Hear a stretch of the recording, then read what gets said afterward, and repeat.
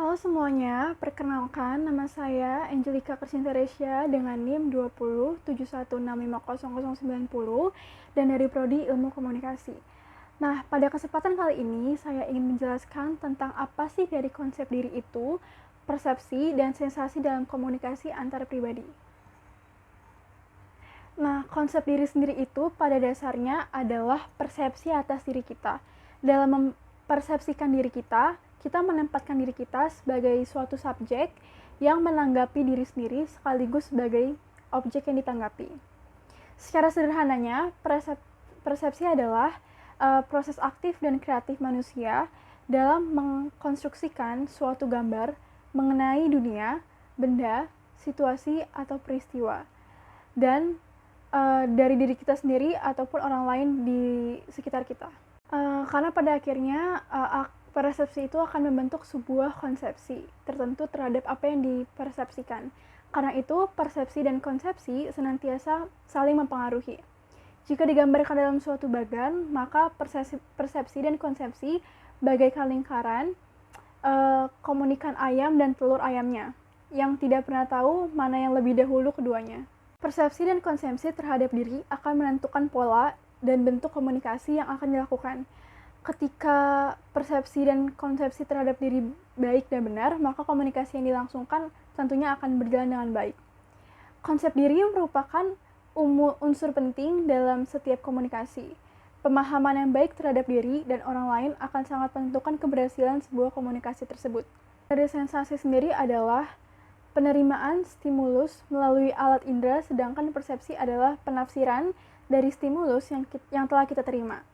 Untuk hal-hal yang sifatnya kognitif, setiap sensasi yang diterima seseorang umumnya akan memiliki persepsi yang sama antar orang yang satu dengan yang lainnya. Untuk contohnya adalah ketika tangan menyentuh api, maka tiap orang akan berkata panas dan menjauh dari api itu. Namun, pada kenyataannya, tidak selalu setiap seseorang persepsinya pasti akan sama.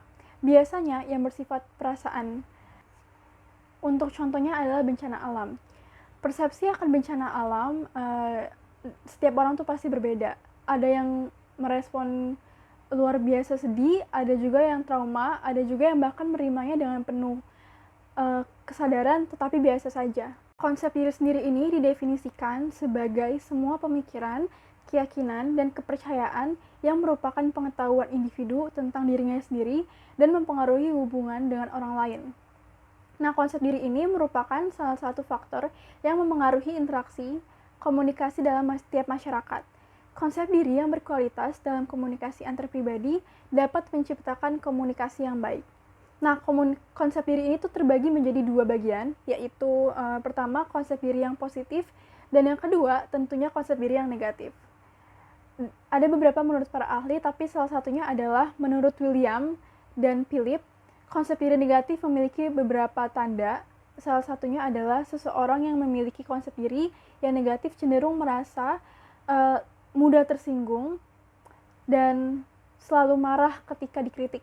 Sedangkan konsep diri yang positif ditandai dengan adanya kemampuan seseorang ketika menghadapi masalah. Dan seseorang ini memiliki konsep diri positif cenderung dapat menyelesaikan masalah sendiri dengan baik. Dan pada hal ini tentunya konsep diri yang berkualitas dalam komunikasi antar pribadi dapat menciptakan komunikasi yang baik.